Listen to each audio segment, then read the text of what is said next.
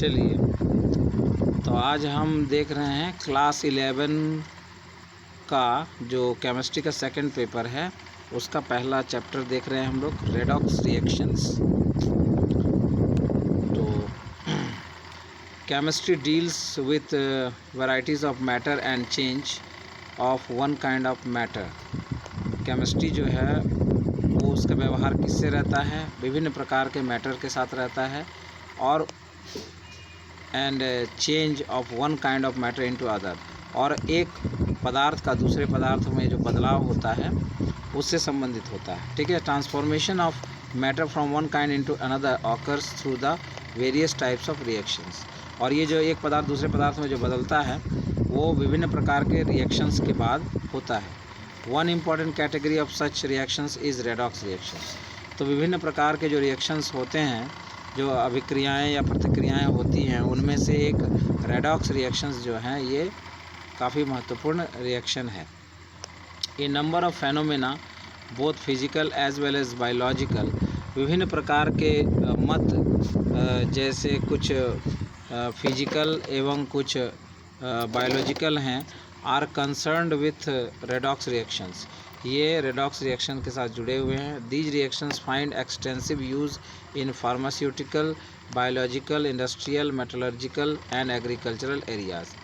और ये जो रिएक्शंस हैं ये इनका काफ़ी जो है काफ़ी अधिक उपयोग होता है दवाई उद्योग में, दवा उद्योग में, या किसी जैव उद्योग में, या किसी और उद्योगों में, या मेटलर्जिकल जैसे कि धातु शोधन वगैरह जो होते हैं जिनसे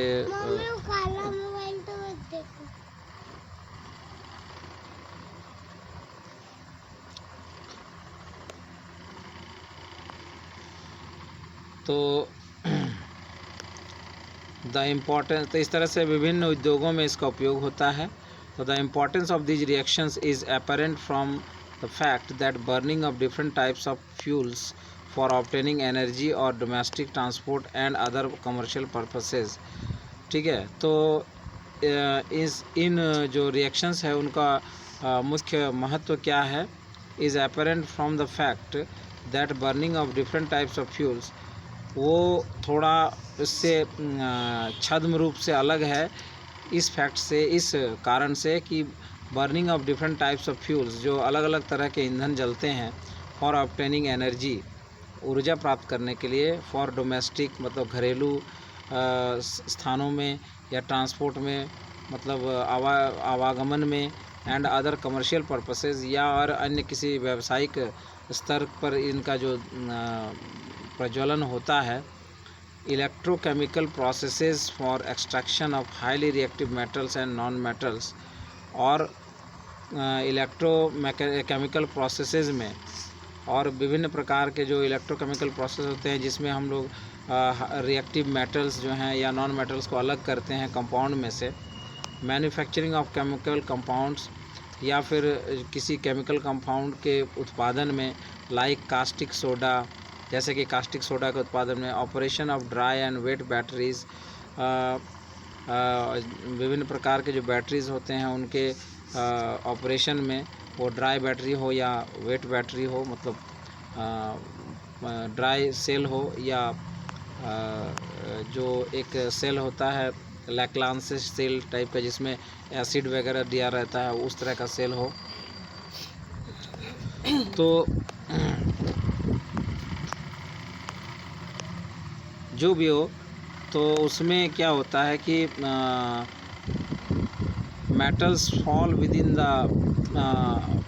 परव्यू ऑफ रेडॉक्स प्रोसेसेस। तो इसमें क्या होता है कि जो मेटल होता है वो रेडॉक्स प्रोसेस जो होता है, रेडॉक्स जो रिएक्शन होता है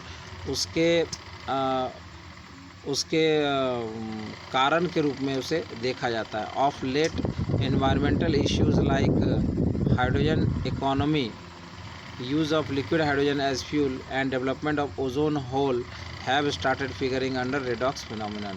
और भी कई चीज़ें, जैसे अगर फ्यूचरिस्टिक बात की जाए, भविष्य की बात की जाए, तो जैसे कि हाइड्रोजन इकोनॉमी, यानी जिसमें कि हाइड्रोजन जो है आने वाले समय में फ्यूल के रूप में इस्तेमाल होने लगेगा, तो उस समय की जो इकोनॉमी होगी वो भी रेडॉक्स रिएक्शन से काफ़ी कुछ प्रभावित होगा। And development of ozone hole, और जो ओजोन होल जो उसका बढ़ना या घटना जो है वो भी रेडॉक्स फेनोमेनन से संबंधित है। चलिए आगे चलते हैं। Classical idea of redox reactions, oxidation and reduction reactions.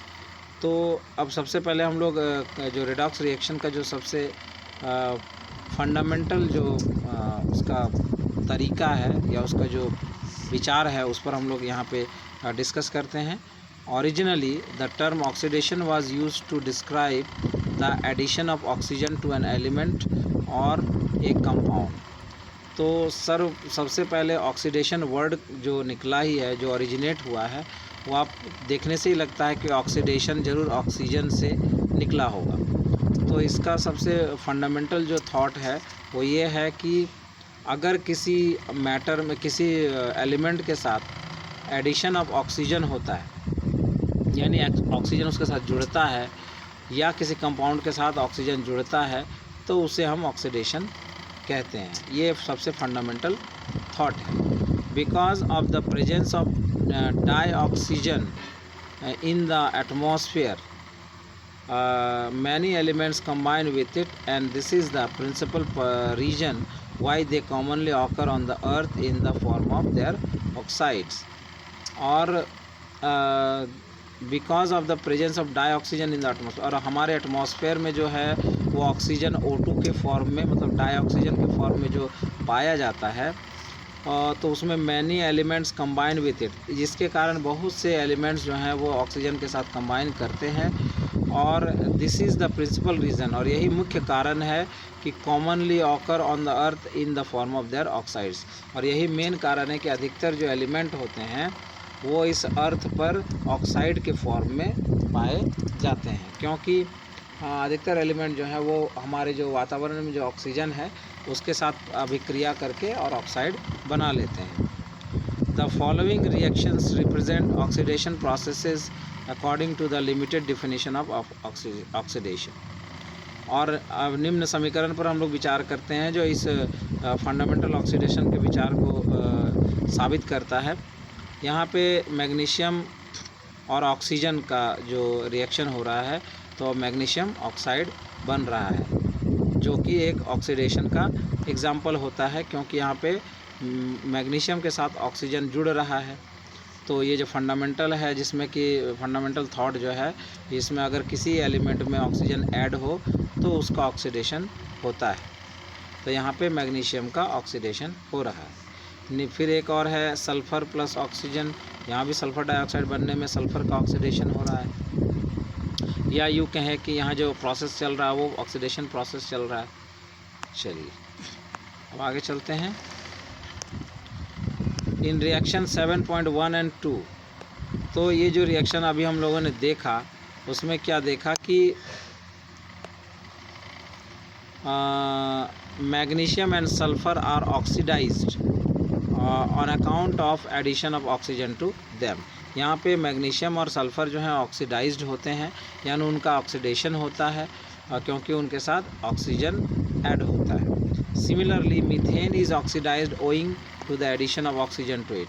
इसी तरह से निम्न उदाहरण में मीथेन जो है वो ऑक्सीडाइज्ड हो रहा है, यानी मीथेन का ऑक्सीडेशन हो रहा है, CH4 + 2O2। तो यहाँ पे हम देख रहे हैं कि मीथेन के साथ ऑक्सीजन, यानी मीथेन अगर ऑक्सीजन में ऐसे खुली हवा में जले तो कार्बन डाइऑक्साइड देगा और प्लस वाटर देगा। तो यहाँ पे मीथेन का ऑक्सीडेशन हो रहा है। A careful examination of reaction 7.3 in which hydrogen has been replaced by oxygen prompted chemists to reinterpret oxidation in terms of removal of hydrogen from it। अब अगर 7.3 ये जो रिएक्शन है, इस रिएक्शन को अगर देखा जाए, 7.3 इस रिएक्शन को अगर इस पर ध्यान दिया जाए, तो यहाँ पे नो डाउट मीथेन के साथ ऑक्सीजन ऐड हो रहा है, मीथेन के साथ ऑक्सीजन ऐड हो रहा है, लेकिन साथ ही ये भी देखा जा रहा है कि जो प्रोडक्ट बन रहा है वहाँ पे मीथेन है नहीं, मीथेन का कोई ऑक्साइड नहीं बन रहा है। जैसे कि उधर मैग्नीशियम के साथ ऑक्सीजन जुड़ने से मैग्नीशियम ऑक्साइड बना था, लेकिन यहाँ पे मीथेन के साथ ऑक्सीजन जुड़ने से मीथेन ऑक्साइड बोल करके कुछ बन नहीं रहा है, बल्कि उसकी जगह पे क्या हो रहा है, मीथेन का जो हाइड्रोजन है वो कार्बन के साथ छोड़ देता है और ऑक्सीजन उस कार्बन के साथ जुड़ जाती है, और जिसके चलते कार्बन डाइऑक्साइड गैस बन जाता है। और जो मीथेन वाला जो कार्बन के साथ जो हाइड्रोजन जुड़ा हुआ था वो एक अन्य ऑक्सीजन एटम के साथ मिलकर के वाटर बना लेती है। तो इस प्रकार से हम देखते हैं कि मीथेन के साथ ऑक्सीजन तो ऐड हुआ, लेकिन यहाँ पे जो प्रोडक्ट बना उसमें मीथेन के साथ ऑक्सीजन ना होकर के मीथेन का हाइड्रोजन भी निकल गया। तो इस तरह से साइंटिस्ट ने ये भी देखा कि हाइड्रोजन ऑक्सीजन ऐड होना भी ऑक्सीडेशन है, और अगर हाइड्रोजन अलग होता है तो उसे भी उन्होंने इंटरप्रेट किया एज ऑक्सीडेशन, ठीक है ना। तो उसे इंटरप्रेट किया उन्होंने in terms of removal of hydrogen from it, यानी ऑक्सीडेशन को या तो ऑक्सीजन का एडिशन मान सकते हैं या हाइड्रोजन का रिडक्शन मान सकते हैं। And therefore the scope of term oxidation was broaden to include the removal of hydrogen from a substance. इसीलिए जो ऑक्सीडेशन की जो विचारधारा है उसको और जो है विस्तृत किया गया, और उसमें ऑक्सीजन जुड़ने के साथ साथ अगर ऑक्सीजन जुड़ने को भी ऑक्सीडेशन कहा गया तो हाइड्रोजन का अलग होना भी ऑक्सीडेशन का ही एक एग्जाम्पल माना गया। The following illustration is another reaction where removal of hydrogen can also be cited as an oxidation reaction. निम्न समीकरण में, निम्न इक्वेशन में जो है हम देख सकते हैं यहाँ पे ऑक्सीजन का ऐड नहीं हो रहा है लेकिन हाइड्रोजन अलग हो रहा है, तो वहाँ पे हम सल्फ़र का ऑक्सीडेशन मानेंगे। सल्फ़र के H2S जो हाइड्रोजन सल्फाइड गैस है उसके साथ ऑक्सीजन ऐड किया जा रहा है, लेकिन उधर सल्फ़र का कोई ऑक्साइड नहीं बनता है, लेकिन हाइड्रोजन सल्फाइड में से हाइड्रोजन गैस अलग हो जाती है, तो भी हम यहाँ पे मानेंगे कि सल्फ़र का ऑक्सीडेशन हुआ है। चलिए आगे बढ़ते हैं। एज नॉलेज ऑफ केमिस्ट ग्रू, जैसे जैसे रसायन जो केमिस्ट होते हैं, केमिस्ट्री के जो विद्वान हैं, उनका जो नॉलेज जैसे जैसे बढ़ा, it was natural to extend the term oxidation for reactions similar to 7.1 to 7.4। तो जैसे जैसे ज्ञान लोगों का बढ़ा, वैसे वैसे उन्होंने ऑक्सीडेशन का जो दायरा है वो बढ़ाकर ऑक्सीजन एडिशन से हाइड्रोजन रिडक्शन को भी उसमें मिला लिया गया। Which do not involve oxygen but other electronegative elements, which do not involve oxygen, जिसमें कि केवल ऑक्सीजन इन्वॉल्व नहीं था बल्कि और भी कई इलेक्ट्रोनेगेटिव एलिमेंट्स जो थे वो उसमें शामिल हो गए। The oxidation of magnesium with fluorine, chlorine and sulphur etcetera occurs according to the following reactions. ठीक है, तो यानी कि पहले तो हमने देखा कि एक नंबर में कि ऑक्सीजन जुड़ता है तो ऑक्सीडेशन होता है। फिर विद्वानों ने आगे देखा, साइंटिस्ट ने, कि नहीं ऑक्सीजन ना भी जुड़े लेकिन अगर हाइड्रोजन किसी से अलग होता है किसी कंपाउंड से तो उसे भी उन्होंने ऑक्सीडेशन माना। फिर बाद में ये देखा कि नहीं जो इलेक्ट्रोनेगेटिव एलिमेंट्स हैं वो भी अगर जुड़ते हैं किसी के साथ तो उसे भी उन्होंने ऑक्सीडेशन माना। इस तरह से ऑक्सीडेशन की जो श्रेणी है वो 3 प्रकार की हो गई। तो यहाँ पे ऑक्सीडेशन का इसका मतलब हुआ कि ऑक्सीडेशन का आपको 3 जो है कारण मिले जिससे आपको कहा जा सकता है कि किसी एलिमेंट का ऑक्सीडेशन हो रहा है। नंबर 1, अगर एलिमेंट के साथ ऑक्सीजन ऐड होता है और उसका ऑक्साइड बनता है। एलिमेंट के साथ ऑक्सीजन ऐड होता है माने रिएक्ट करता है लेकिन उसका ऑक्साइड भी बनाना चाहिए, तो एक वो फॉर्म हुआ। दूसरा फॉर्म ये हुआ कि ऑक्सीजन ऐड तो हो रहा है लेकिन ऑक्साइड नहीं बन रहा, लेकिन जिसके साथ ऑक्सीजन ऐड हो रहा उसमें से हाइड्रोजन निकल जा रहा। ठीक है, तो इसको भी हम लोग मानेंगे कि हाँ उसका ऑक्सीडेशन हो रहा है। ठीक है, और तीसरा ये मानेंगे कि अगर जो मोस्ट इलेक्ट्रोनेगेटिव जो एलिमेंट्स हैं, क्लोरीन, फ्रोमीन, ब्रोमीन आयोडीन, है ना, ये लोग जो हैं वो अगर किसी मेटल के साथ ऐड होते हैं तो हम मानेंगे कि यहाँ उस मेटल का भी क्या हो रहा है, ऑक्सीडेशन हो रहा है। तो यहाँ पे द ऑक्सीडेशन जैसे यहाँ पे दिया है आपका एग्जांपल कि the oxidation of magnesium with fluorine, chlorine, sulphur etcetera occurs according to the following reactions.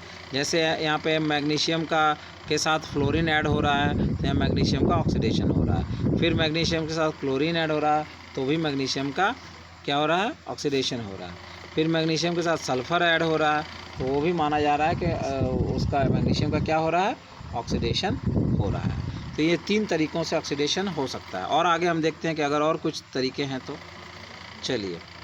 Incorporating the reactions 7.5 to 7.7 within the fold of oxidation reactions encouraged chemists to consider not only the removal of hydrogen as oxidation but also the removal of electropositive elements as oxidation।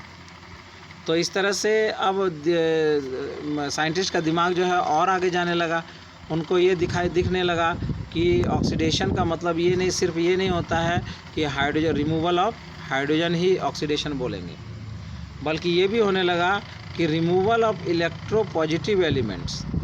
अगर किसी किसी compound से अगर electropositive element का जो है reduction हो रहा है, उसका माइनस हो रहा है, वो उस कंपाउंड से हट रहा है तो उसको भी हम लोग क्या मानेंगे, ऑक्सीडेशन मानेंगे। इस तरह से 4 विधियां आ गई ऑक्सीडेशन की, है ना। पहला तो ऑक्सीजन ऐड होना चाहिए और ऑक्साइड बनाना चाहिए। दूसरा, अगर ऑक्सीजन ऐड हो रहा है या नहीं हो रहा है लेकिन हाइड्रोजन अलग हो रहा है तो भी ऑक्सीडेशन मानेंगे।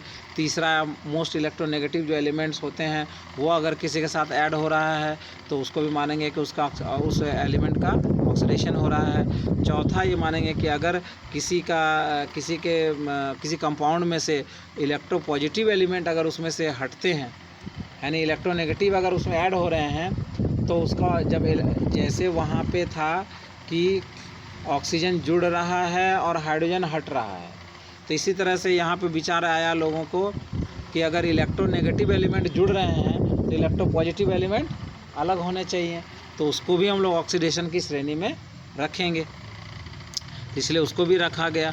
दस द रिएक्शन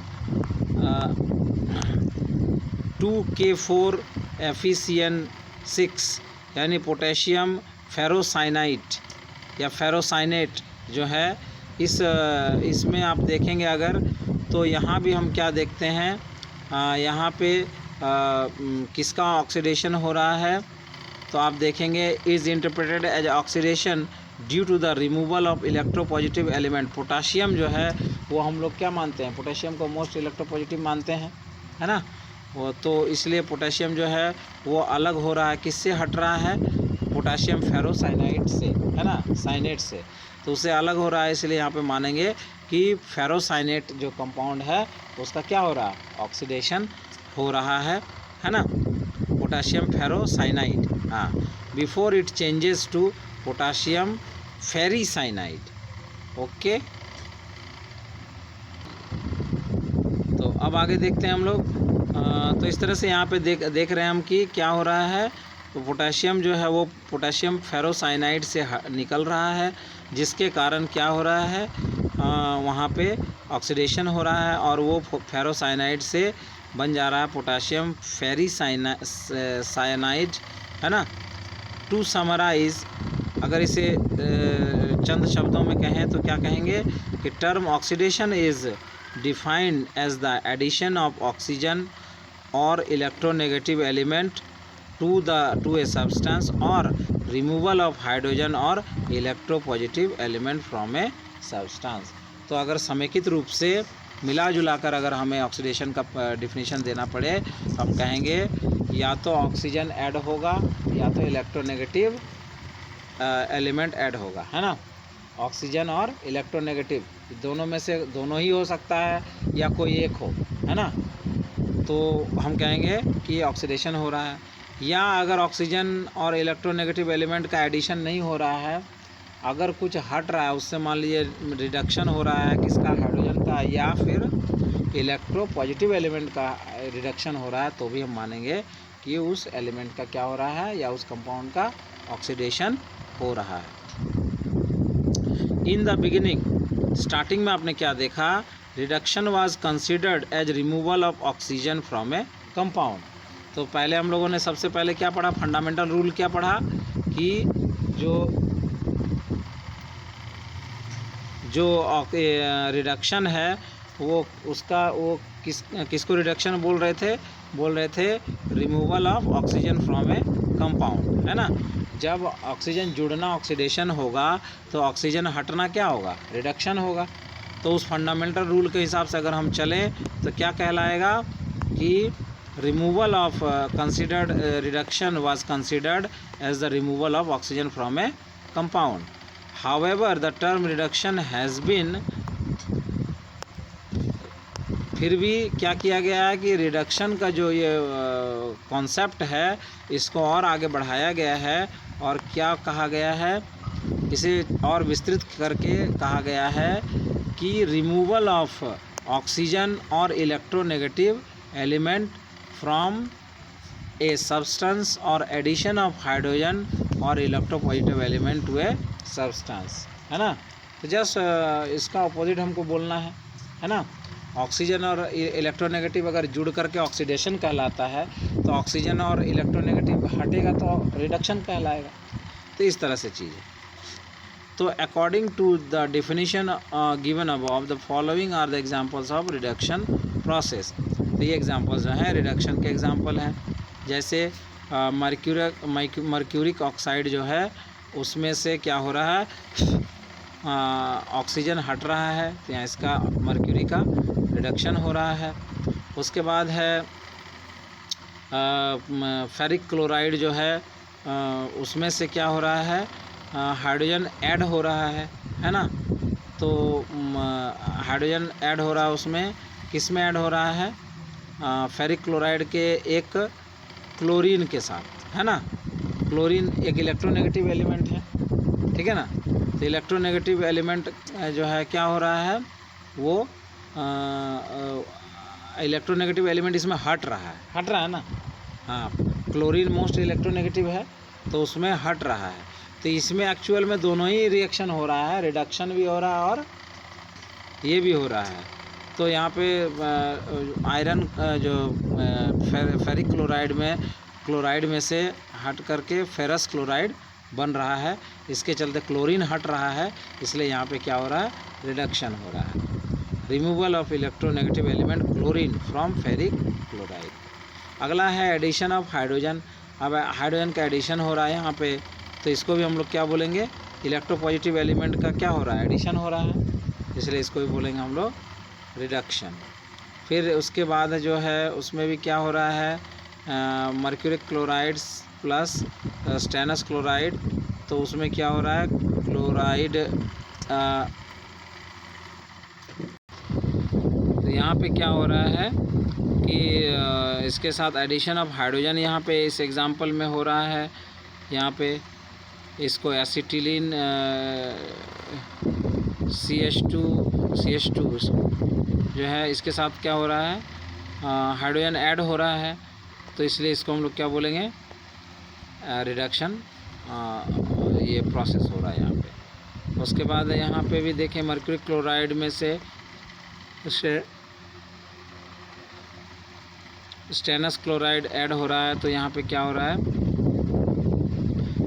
क्लोरीन ऐड हो रहा है स्टेनस क्लोराइड में, तो इसलिए उसको कहेंगे हम लोग रिडक्शन, ठीक है। Addition of mercury to mercuric chloride, अच्छा, एडिशन ऑफ मर्करी यहाँ पे हो रहा है, इसीलिए उसको बोलेंगे रिडक्शन, मतलब पॉजिटिव ये आपका ऐड हो रहा है इसमें, है ना। चलिए आगे है in reaction 7.11 simultaneous oxidation and reduction. अब देखिए यहाँ पे शुरू हो गया दोनों चीज़ें एक साथ।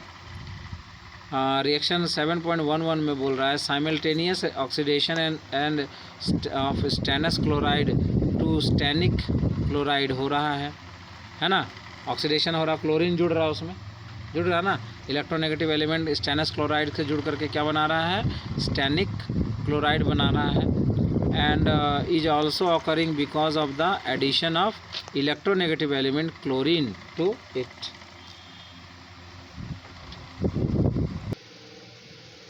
तो यहाँ पे हम क्या देख रहे हैं कि इन रिएक्शन 7.11 जो रिएक्शन है उसमें क्या हो रहा है कि आपका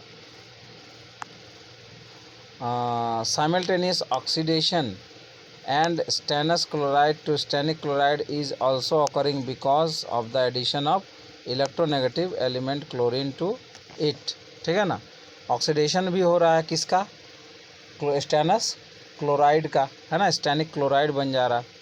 it was soon realised that oxidation and reduction always occur simultaneously, है ना, as will be apparent by reexamining all the equations given above. ठीक है ना, तो ये बाद में जो है साइंटिस्ट ने ये देखा कि अधिकतर जो ऑक्सीडेशन रिएक्शन होते हैं और अगर उसमें 2-4 से ज़्यादा एलिमेंट अगर रिएक्शन में भाग लेते हैं तो उसमें होता क्या है कि ऑक्सीडेशन के साथ साथ कहीं न किसी का रिडक्शन भी हो रहा होता है ना। तो जैसे यहाँ पे हम देख रहे हैं कि मरकरी का रिडक्शन हो रहा है ना, लेकिन साथ ही साथ स्टेनस क्लोराइड, स्टेनस का क्या हो रहा है, उसका ये ऑक्सीडेशन भी हो रहा है। तो यानी कि यहाँ पे ऑक्सीडेशन और रिडक्शन साथ साथ हो रहे हैं। तो इसीलिए the word redox was coined for this class of chemical reaction. तो इस तरह के जो केमिकल रिएक्शन हुए जिनमें दोनों रिएक्शन साथ साथ देखे गए, उनको जो है एक नया वर्ड उसके लिए उछाला गया और उस वर्ड को रेडॉक्स वर्ड दिया गया, यानी रिडक्शन एंड ऑक्सीडेशन, ये दोनों वर्ड को मिला दिया गया, दोनों को हाफ हाफ लेकर के रेडॉक्स बनाया गया। ठीक है, यहाँ पे प्रॉब्लम दिया हुआ है कि in the reactions given below, अब नीचे के रिएक्शंस में the species under going oxidation and reduction, है ना, आइडेंटिफाई द स्पीशीज़, किसका ऑक्सीडेशन हो रहा है और किसका रिडक्शन हो रहा है। तो आप जैसे पहले इक्वेशन में देखेंगे हाइड्रोजन सल्फाइड में क्लोरीन ऐड हो रहा है, तो यहाँ हम क्या देख रहे हैं कि हाइड्रोजन सल्फाइड में से एक हाइड्रोजन निकल कर, यानी सल्फ़र में से हाइड्रोजन निकल गया, तो उस हिसाब से सल्फ़र का क्या हुआ, क्योंकि उसमें हाइड्रोजन के साथ क्लोरीन ऐड हो गया, है ना, तो मोर इलेक्ट्रोनेगेटिव एलिमेंट उसके साथ जुड़ गया और उधर हाइड्रोजन अलग भी हो गया सल्फ़र के साथ, है ना। तो हम क्या बोलेंगे, H2S तो इधर ऑक्सीडाइज्ड हुआ क्योंकि क्लोरीन उसमें ऐड हुआ, है ना, अगर लेफ़्ट साइड में बात करें तो। और अगर राइट साइड की तरफ बात करें तो हम वहाँ पे देख रहे हैं सल्फ़र जो है वो भी वहाँ पे क्या हो रहा है, ऑक्सीडाइज्ड हो रहा है। ठीक है, क्योंकि उससे हाइड्रोजन अलग हुआ है। तो यहाँ पे H2S इज़ बोलेंगे तो ये तीन ऑक्सीडाइज कहाँ से हो रहा है। तो यहाँ पे तीनों जो एग्ज़ाम्पल हैं इसमें हम लोग देख रहे हैं कि पहले एग्ज़ाम्पल में हाइड्रोजन सल्फाइड में से क्लोरीन उसमें ऐड हो रहा है, तो हाइड्रोजन सल्फाइड का आपका ऑक्सीडेशन हो रहा है और साथ ही क्लोरीन में इलेक्ट्रोपॉजिटिव एलिमेंट हाइड्रोजन ऐड हो रहा है, तो जिसके कारण क्लोरीन का रिडक्शन यहाँ पे हो रहा है। तो इसका मतलब हुआ कि H2S में से H2S का ऑक्सीडेशन हो रहा है, लेकिन क्लोरीन का रिडक्शन हो रहा है इसमें। सेकंड रिएक्शन में आप देखेंगे कि आयरन ऑक्साइड जो है उसमें एल्युमिनियम ऐड जब किया जा रहा है, तो आप देख रहे हैं कि यहाँ पे क्या हो रहा है एल्यूमिनियम जो है वो मोर इलेक्ट्रोपॉजिटिव देन आयरन है।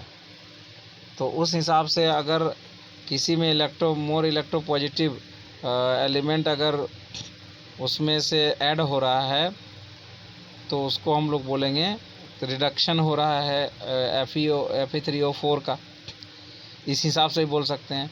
और दूसरे हिसाब से बोल सकते हैं कि उसमें से ऑक्सीजन हट रहा है, इसलिए भी फेरिक ऑक्साइड का जो है रिडक्शन हो रहा है। तो आप जैसे भी लें, अगर एल्यूमिनियम को प्लस ऐड हो रहा है फेरिक ऑक्साइड में वैसे लें तो भी फेरिक ऑक्साइड का रिडक्शन हो रहा है, और अगर फेरिक ऑक्साइड से ऑक्सीजन अलग हो रहा है ऐसे लें तो भी फेरिक ऑक्साइड का रिडक्शन हो रहा है। और अगर प्रोडक्ट पार्ट में आप अगर देखें तो आप देखेंगे कि फेरस का, लोहा का, आयरन का तो ऑक्सीडेशन रिडक्शन हो रहा है, साथ ही एल्यूमिनियम का ऑक्सीडेशन हो रहा है। तो आप वहीं पे देख रहे हैं, यानी कि फर्स्ट हाफ में, रिएक्शन के फर्स्ट हाफ में ऑक्सीडेशन रिडक्शन का ऑपरेशन प्रोसेस हो रहा है, जबकि सेकंड हाफ में एल्यूमिनियम का ऑक्सीडेशन हो रहा है। और नीचे के जो नंबर 3 में आप देखेंगे, सोडियम और हाइड्रोजन का जब एडिशन हो रहा है तो अब सोडियम हाइड्राइड जो बन रहा है, तो उसमें आप देखेंगे कि हाइड्रोजन जो है वो हाइड्रोजन जब ऐड होता है किसी में तो हम उसको क्या मानते हैं, रिडक्शन मानते हैं, जो नॉर्मल थ्योरी है। नॉर्मल थ्योरी के हिसाब से हाइड्रोजन अगर ऐड हो रहा है तो बोलेंगे रिडक्शन हो रहा है, तो उस हिसाब से सोडियम का रिडक्शन हुआ। लेकिन जब आप देखेंगे तो हाइड्रोजन ऐड हो रहा है तो आप बोलेंगे कि सोडियम का रिडक्शन हो रहा है। लेकिन अगर आप ये देखेंगे कि सोडियम एक हाई पॉजिटिव इलेक्ट्रोपॉजिटिव एलिमेंट है और उसके मुकाबले में हाइड्रोजन लेस इलेक्ट्रोपॉजिटिव एलिमेंट है, तो उसे हम इलेक्ट्रोनेगेटिव मान सकते हैं सोडियम के रेस्पेक्ट में। तो सोडियम जो है बहुत ही ज़्यादा इलेक्ट्रोपॉजिटिव है और हाइड्रोजन थोड़ा इलेक्ट्रोपॉजिटिव है, तो उस हिसाब से हाइड्रोजन को हम इलेक्ट्रोनेगेटिव मान सकते हैं सोडियम से ज़्यादा। तो उस हिसाब से अगर देखें तो एक इलेक्ट्रोनेगेटिव एलिमेंट जब सोडियम के साथ ऐड हो रहा है तो वहाँ पे सोडियम का ऑक्सीडेशन भी हो रहा है, तो ये भी हम मान सकते हैं। तो चलिए अब आगे हम देखते हैं redox reactions in terms of electron transfer reaction. अब ये ऑक्सीजन और हाइड्रोजन का हेर फेर को छोड़कर अब हम लोग इलेक्ट्रॉनिक स्ट्रक्चर में आ जाते हैं और इलेक्ट्रॉन के हेर फेर से ऑक्सीडेशन और रिएक्शन को हम लोग, रिडक्शन को हम लोग समझने का प्रयास करते हैं। चलिए, तो यहाँ पे हम सबसे पहले देखते हैं कि we have already learn that the reactions NaCl2 और NaO2 और NaS, ये सारे जो हैं वो क्या हैं, are redox reactions, because in each of these reactions sodium is oxidised due to addition of either oxygen or more electronegative element to sodium. Simultaneously, chlorine, oxygen and sulfur are reduced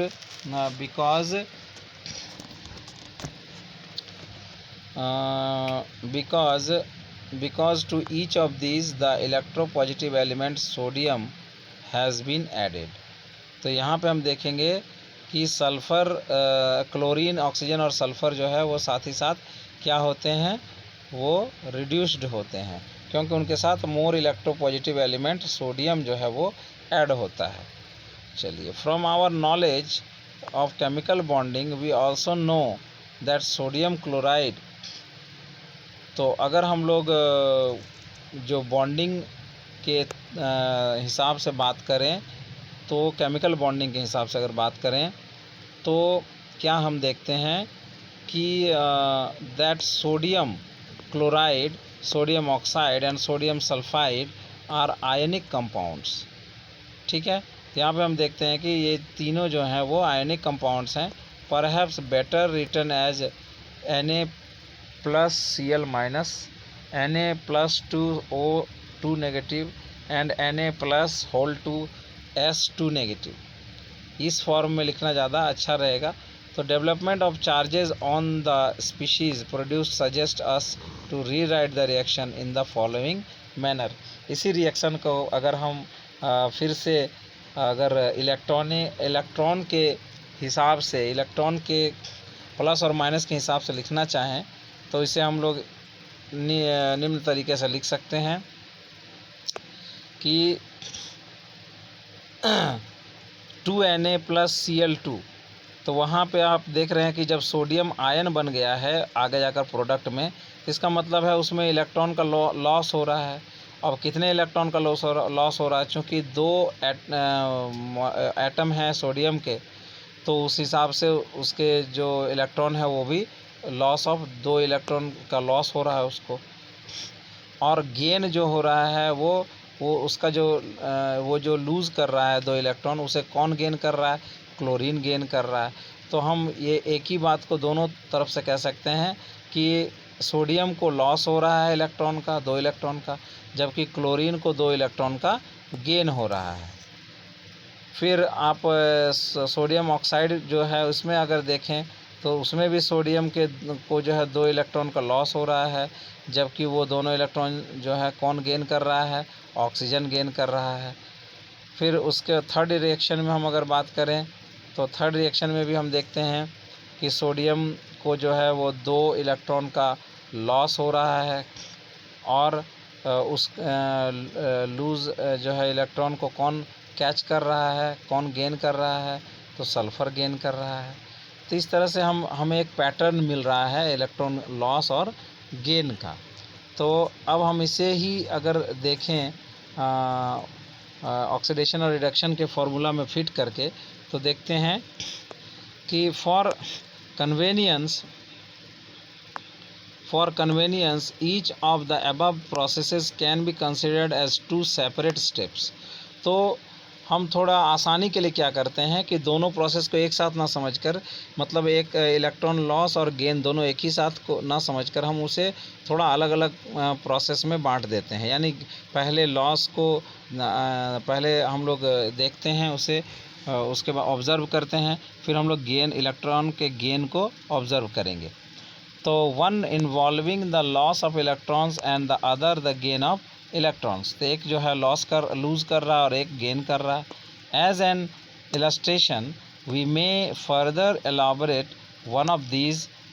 तो इसे और ज़्यादा विस्तृत ढंग से समझाने के लिए हम क्या कर सकते हैं कि 2Na = 2Na पॉजिटिव प्लस, और जो इलेक्ट्रॉन वो लूज़ कर रहा है उसे हम प्लस साइन एडिशन के तौर पर सोडियम के साथ दिखा सकते हैं।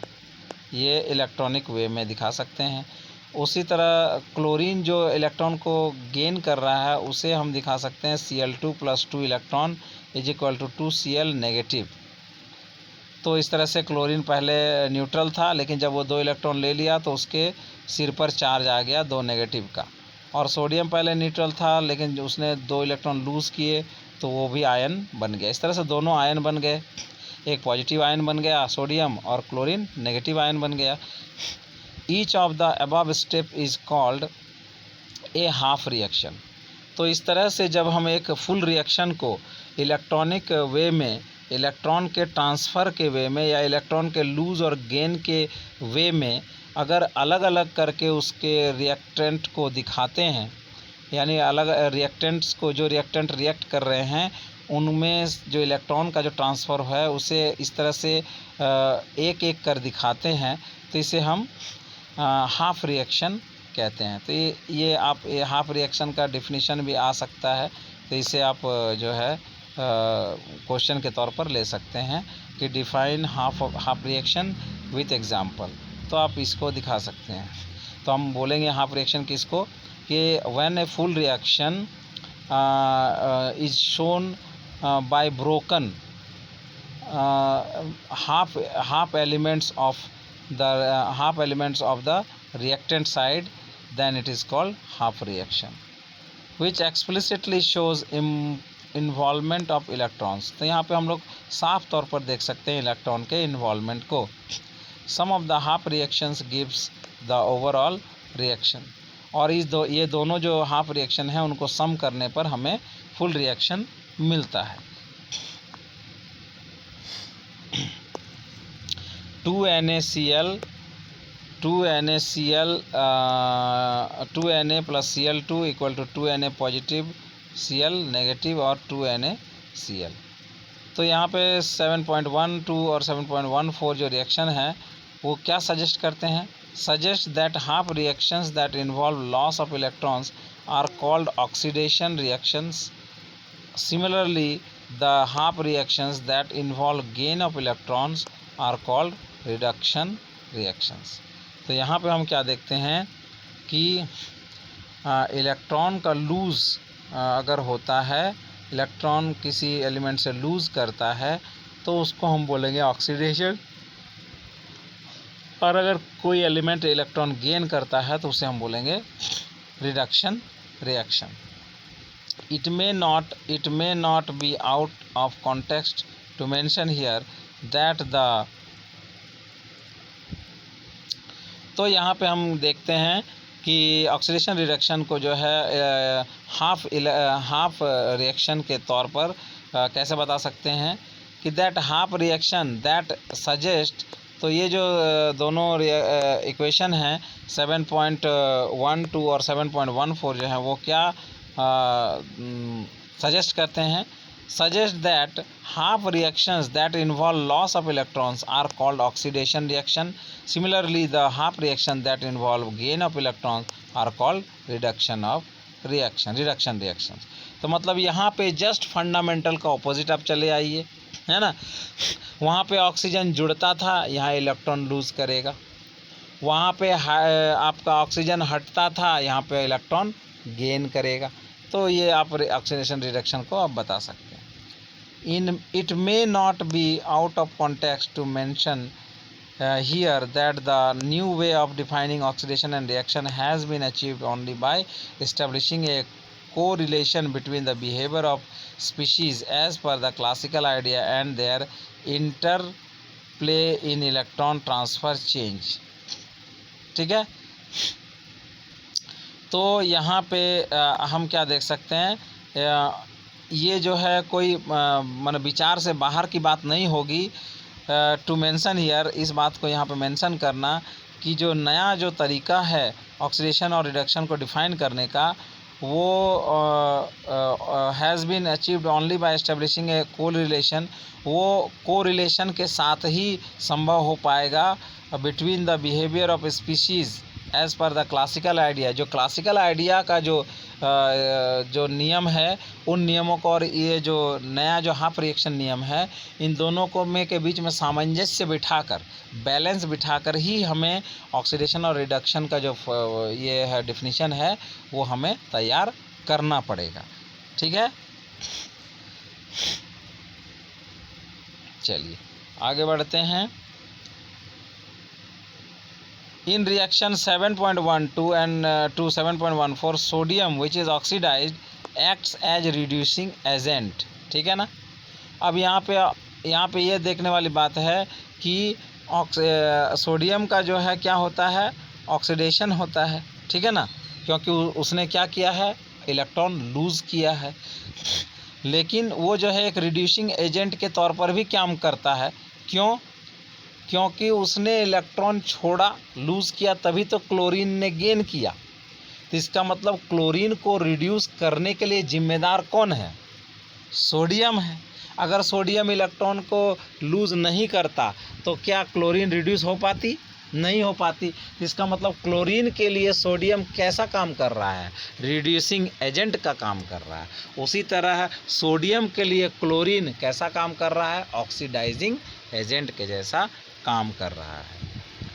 तो यहाँ पे हम देखेंगे तो वही हम बोल रहे हैं, यहाँ पे हम लोग बोल रहे हैं कि acts as a reducing agent because it donates electron to each of the elements interacting with it and thus help in reducing them, है ना।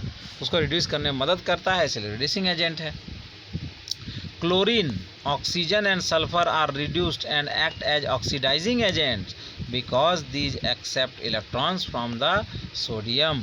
ठीक है ना, सोडियम को इलेक्ट्रॉन छोड़ने पर मजबूर करता है। अगर सोडियम से ज़्यादा इलेक्ट्रोपॉजिटिव कोई एलिमेंट अगर क्लोरीन सोडियम से भी ज़्यादा मान लो सोडियम के साथ पोटेशियम का रिएक्शन आप कराएंगे, रिएक्शन होगा? कैसे होगा? सोडियम से ज़्यादा इलेक्ट्रोपॉजिटिव है पोटेशियम, तो कैसे होगा? तो लूज़ ही नहीं करेगा, वो भी लूज़ करेगा, पोटेशियम लूज़ करेगा, लेकिन ये सोडियम उसको गेन ही नहीं कर पाएगा। तो जब गेन ही नहीं कर पाएगा तो वो कैसे लूज़ करेगा? तो दोनों के बीच रिएक्शन हो ही नहीं सकता है। ठीक है। टू समराइज़ वी में मेंशन, तो समराइज़ करने के लिए हम लोग मेंशन कर सकते हैं, इस बात करते हैं। तो टू समराइज़, तो यहाँ पे हम देख रहे हैं कि सोडियम जो है वो रिड्यूसिंग एजेंट के तौर पर काम करता है क्लोरीन का, और क्लोरीन जो है वो सोडियम के लिए ऑक्सीडाइजिंग एजेंट का जैसा काम करता है। तब टू समराइज़ वी में मेंशन, तो इसको अगर समराइज़ करने के लिए हम लोग मेंशन करें बात को, जो हम लोगों ने अभी तक कहा उसको अगर समराइज़ करें तो ये आएगा कि ऑक्सीडेशन का मतलब होता है loss of electron by any species, reduction का मतलब होता है gain of electron by any species, और ऑक्सीडाइजिंग एजेंट किसको बोलेंगे? जो एक्सेप्टर ऑफ इलेक्ट्रॉन रहेगा उसको बोलेंगे ऑक्सीडाइजिंग एजेंट, और जो डोनर ऑफ इलेक्ट्रॉन रहेगा उसको बोलेंगे रिड्यूसिंग एजेंट। तो आज हम लोग यहीं तक रखते हैं। Thank you. चैनल को ज़रूर सब्सक्राइब करने की कोशिश करेंगे ताकि, और बेल आइकन को भी ज़रूर दबा देंगे ताकि आगे की इसी तरह की वीडियो मैं आपके लिए ला सकूं।